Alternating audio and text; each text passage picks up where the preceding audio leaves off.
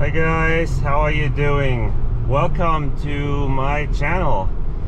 So I am sitting in my Lincoln town car. It's my 2007 town car, Signature Limited. And if you know the channel, you've probably all seen the vehicle before. And if you have not, then it's time to subscribe and also go and watch my older videos. So this is me driving my town car right now, and this is not my daily driver, but I have been daily driving it for a while just because I wanted to and because I like the town car. And I thought, well, what would it be like to have a town car as a daily driver again? Like I used to have a Panther platform car in the older days as a daily driver. So is it still possible to daily drive a 2007 town car nowadays in 2025? Is it, or is it not? So let's go over a couple things and find out.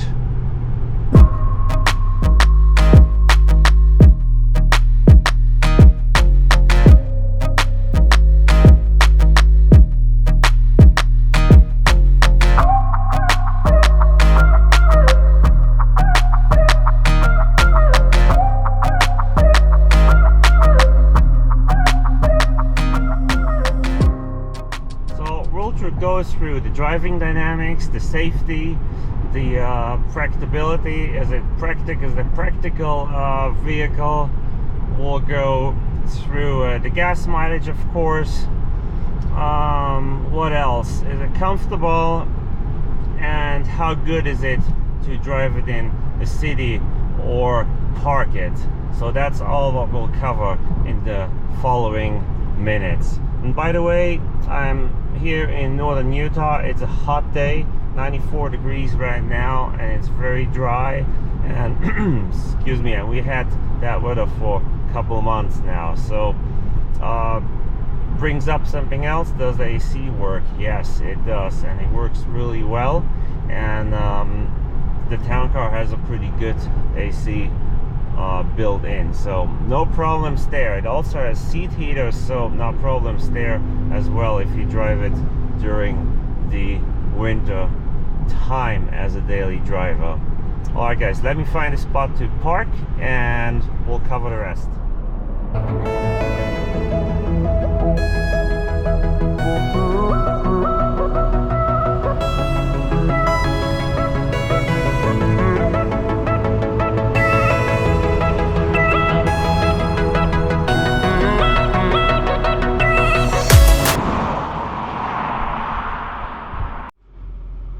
I am parked. I'll turn the speed of the fan a little bit down because it's pretty loud since it's so hot outside. So one of the first category is the comfort. This is a comfortable cabin here. See the real leather seats. They are cushy, they are soft, and they're you can have seating in here for 6 people. Well, while it's not comfortable for 6 because the middle seat is this here, it's for sure comfortable for 4. So the back seat, plenty big. I covered that in another video. The knee room is a little bit tighter for the size of the vehicle, but it's by no means so tight that it's not comfortable. So you can stretch your legs not out, but you have a comfortable spot to sit. You can tell the backrest, the backs of the rear seats are so tall that you don't even need a headrest. At the top there functions as a headrest. Pretty cool stuff. So the comfort is good. What do I have in here that I need? I have, of course, an ashtray here, a cigarette lighter, a little cubby. There's rubber in there, another little cubby with no rubber, and here's my ashtray for 2 cigarettes. Look at that.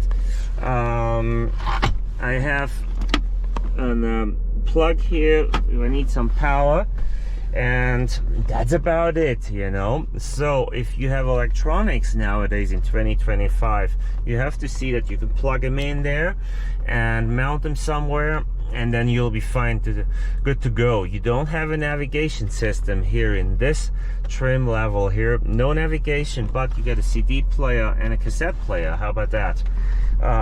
Dual zone climate control, which is good.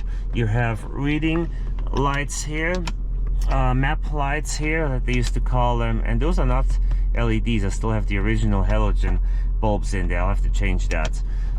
Makeup mirrors on both sides. Yeah, and you have heated seats, 2 levels, you know, a little bit warm, a bit less warm. You have power seats, of course, with the buttons here on the door, just like you have it in a Mercedes too. You have plenty of cubbies all over the vehicle. So yeah, plenty comfortable, no issues at all for the comfort. You have automatic headlights, you have automatic no, you don't have automatic windshield wipers, so there's no sensor for the windshield wipers, so that's something you do not have. You also don't have automatic high beams, but that's okay. But you have power pedals, so they come up and down. Yeah, there you go, you have that. So we have comfort. I would check that as successful, so you can comfortably drive this vehicle wherever you want. So before we go outside, let's talk about the safety. How safety is this car? I mean, it's an older vehicle, you know, it's from 2007, you know, it's 18 years old. The first ones after the facelift are 22 years old. They look the same, and the newest one from 2009 would be 14 years old. So how's the safety? Well, actually the crash test was rated pretty good. I think it got 5 stars. We have, of course, ABS. We have front and side airbags at the front. There it says it, airbag. So front airbags in here and there and in the seats. So side airbags in the front, not at the rear, unfortunately. And you have your seat belts, and you have an all-speed traction control, which you can turn off with this here. Turn that button and it says off. Okay, so you can do that. So that's about your safety. And of course you have a large body of a vehicle, and that helps a little bit with the crumble zones, you know. Let's step out a little bit here and see what we can do outside. All right, it's such a hot day. I wasn't sure if I wanted to film outside or not, and then we have the wind kicking in. Anyways, this is the car here. So let's go over some facts here. So the basic cost for the Signature Limited trim in 2007 was $45,910 US. Now that sounds like it's not cheap. Now what would that be in today's money with all the inflation? Well, I can tell you that with the inflation today, if you calculate that, it would be $78,295. That is, of course, too much money for a vehicle like this, even it is a luxury car. But that's also with the inflation. So just keep that in mind. This is by no means a cheap vehicle, and it was never a cheap vehicle, because mine cost more than that with all the extras, with all the chromitas, with that roof, the top here that it has on it. So it did cost more than the $45,000, what they say, $910. So it was more expensive. Next category: how good can you keep up with traffic in it today as a daily driver? Well, to be honest, it's no sports car, so it's not that fast. But we have 4.6 liter V8, 239 horsepower, and 287 foot-pounds of torque. So not that horrible either. 0 to 60, 8.9 seconds. That's not the world. But other cars, I think I looked at the cars sold in 2024, they're not always that fast either. For example, if you have a Subaru Crosstech, is that what it's called? Crosstech? Yeah, I think I saw it has 9.5, so even worse. Or our favorite vehicle, a Mitsubishi Mirage, 12.8. So, and those are modern, so to speak, cars that are sold today. So looking at that, our 8.9 seconds are not that bad at all. The handling, it's okay. If you know the dynamics of the vehicle, you'll be fine. If you get startled, you know, be a little cautious. There's a little bit handling like a boat. So yeah, that's it, you know, it's a little bit handling like a boat. The brakes are decent for the size of the vehicle. How's parking with it? I grew up with cars with no backup camera, so this does not have a backup camera, so I'm fine. I'll do fine. It beeps when you get close. It has sensors at the back. By the way, these sensors here, they're hidden underneath the bumper cover. See that? It's smooth. There's no big knobs sticking out. So it has sensors and it beeps when you get too close at the rear. It does not have any sensors at the front, but keep in mind this is 215 inches long and 79 inches wide without the mirrors. That is a long vehicle. You might not think so, but that's a long vehicle. You want to compare it to something new from this year? Well, a BMW 7 Series is 212 inches long. So a couple inches shorter than this, and that's supposed to be a luxury, modern luxury car. So this is a long vehicle that we have here. So it really is. There's the police going by. I hope they don't mind that I'm filming here.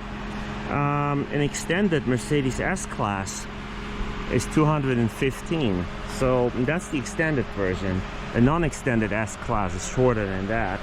A Lexus LS is 206 inches long, and the Continental, you know, the Lincoln Continental that they brought out again a couple years ago, was supposed to be the new luxury, American luxury, only 206 as well. By the way, the Continental is a nice looking car. I think it's great. I would love to try one day. So this car is pretty long, pretty big. Now, being pretty big and pretty long comes with a nice trunk, which we go right over to the to talk about how practical the car is. So I'm sorry, sometimes when you talk non-scripted here, it's hard to get the words out. See how practical the car is. Is it practical when you go shopping?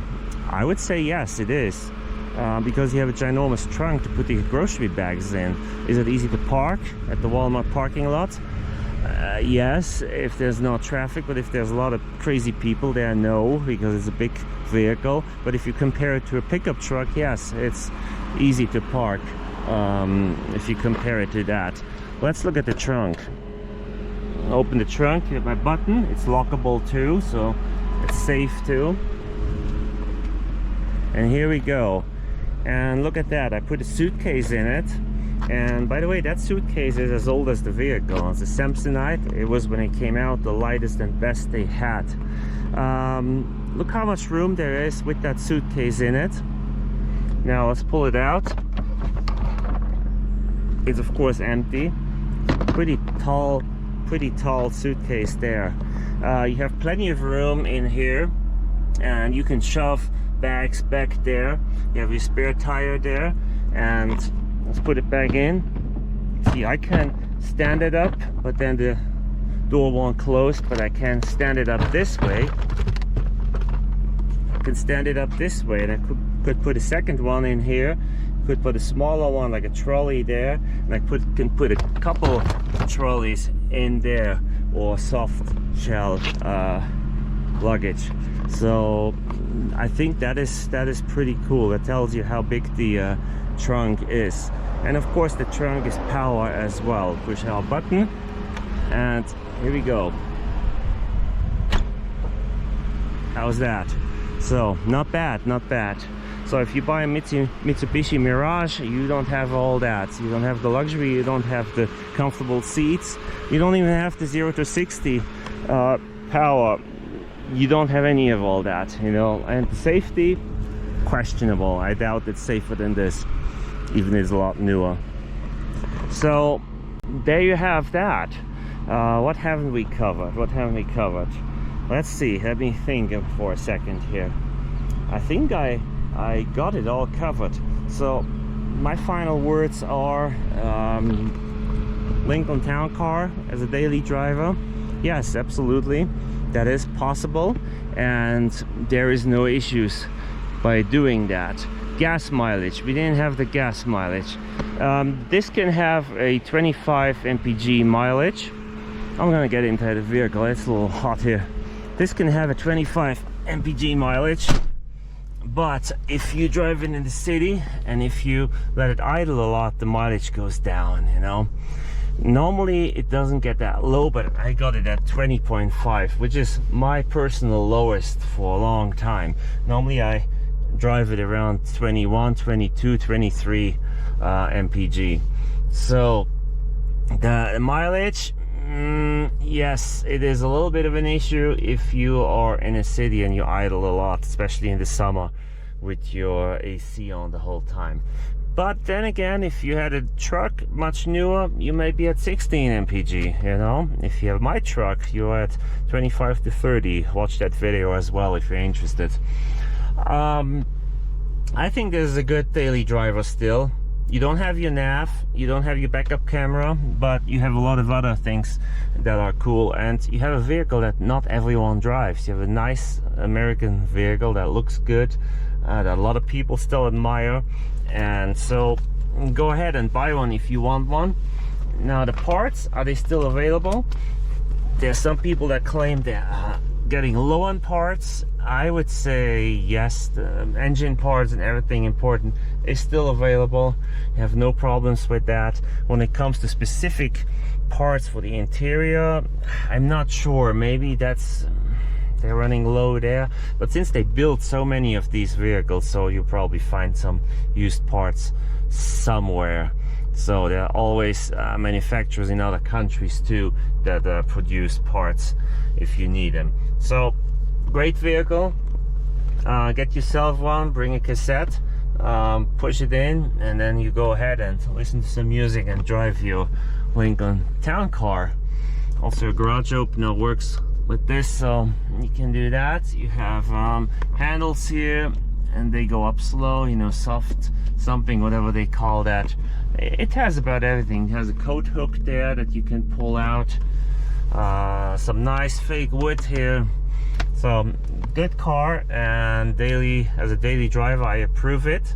But one last remark, if you live where I live, where you have mountains and canyons to go through and it snows in the winter, this is not the right vehicle. Even with chains and with good winter tires, you can make it, but it will be a hassle. So I would say if you were living in an area like that, buy yourself some winter car, maybe with 4-wheel drive or all-wheel drive, and keep your town car for the rest of the days, because it's you don't want to damage it. You also don't want to have too much rust occur. This car here has 0 rust, and that is great, but I have seen vehicles that come from other areas of this country and they had plenty of rust. And if you want to look into that, check out some videos of other YouTubers and you'll find some town cars that have a lot of rust. So how's it sound? Also not spectacular, but still pretty good sounds. Of course you can improve that by changing your exhaust system if you wish to do so. Alright guys, I hope you like this video. I sure like the car. I enjoy driving it. I enjoy filming it. Come back soon for more vehicles. Check out my other vehicles and please subscribe. I mean, it's free to subscribe and you are supporting me. That's a good way to support me, by subscribing, liking my videos, and of course watching them and posting a comment. I'm not asking for money, not for a donation, nothing at all. You can do so if you want to. There's a button to donate, like every YouTuber has that. But no, just watch my videos and support me that way. Please come back soon. I wish you have a great day. It's Sunday here, so I wish you have a great Sunday. I know you had a great Sunday wherever you are. And be safe out there, and see you soon.